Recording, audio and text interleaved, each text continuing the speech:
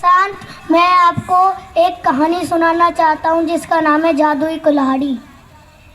एक गांव में रमन नाम का एक आदमी रहता था। वो लकड़हारा था। वो रोज जंगल से लकड़ी काट के घर आता था, पर शाम को उसे बहुत देरी हो जाती थी, इसलिए वो जो लेट आता था। जंगल बहुत ही बड़ा था, इसलिए वो कभी कभी तो रास्ता भी भटक जाता था। उसे इतनी परेशानी होती थी लकड़ी लाने में। कभी कभी बरसात का समय था तो उधर बारिश ज़्यादा होने के बजाय लकड़ी नहीं मिलती थी। एक दिन क्या हुआ, जब वो लकड़ी काटने गया तो उसे एक सूखा पेड़ दिखा। उस पेड़ को जब उसने काटने की सोची तो काटने वक्त उधर एक नागिन आ गई। उस नागिन ने कहा, इस पेड़ को मत काटो, इस पेड़ में मेरी जान है, मेरा बच्चा है। वो कहने लगा, ऐसा कैसे हो सकता है, मेरे पास तो कोई पेड़ भी नहीं है, मैं तो इसे काट के लेके जाऊंगा। अब वो नागिन भी डर गई। नागिन ने कहा, अगर तुम इस पेड़ को नहीं काटोगे तो मैं तुम्हें एक और अच्छी सी कुल्हाड़ी दूंगी। वो कुल्हाड़ी जादुई होएगी और जिस पेड़ पर भी तुम उसको मारोगे वो पेड़ सूख जाएगा और कट के तुम्हारे नीचे आ जाएगा, फिर तुम उसे काट के ले जाना। वो सुनकर वो खुश हो गया और फिर उसने नागिन से वे कुल्हाड़ी लेकर घर आ गया।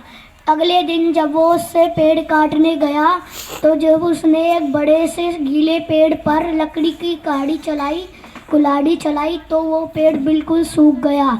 और फिर उसने अपनी पुरानी कुल्हाड़ी से उस पेड़ को काट कर घर लेकर बाजार में बेचकर उसने दाल और चावल खरीदकर अपने बच्चों का पेट भरा।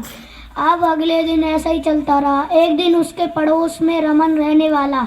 उसे लगा कि कुछ तो गड़बड़ है, मुझे तो लकड़ी मिलती नहीं है, इसको रोज़ लकड़ी मिल जाती है कहाँ से। अब उसने एक दिन उसका पीछा करा और देख लिया ये जादुई कुल्हाड़ी है। उसने जाकर रात में उस कुल्हाड़ी को चुरा लिया और वह भी दोबारा गया।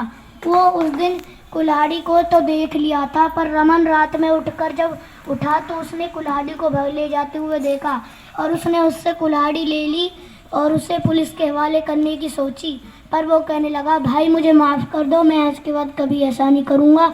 वो कहने लगा कि आपको पास ये कुल्हाड़ी आई कहाँ से। वो कहने लगा, भाई मैं तो एक पेड़ काटने गया था और मुझे वहाँ पर एक नागिन मिली। उस नागिन ने मुझे ये कुल्हाड़ी दे दी पेड़ काटने की वजह। उसके मन में लालच आ गया और वो भी दोबारा चला गया।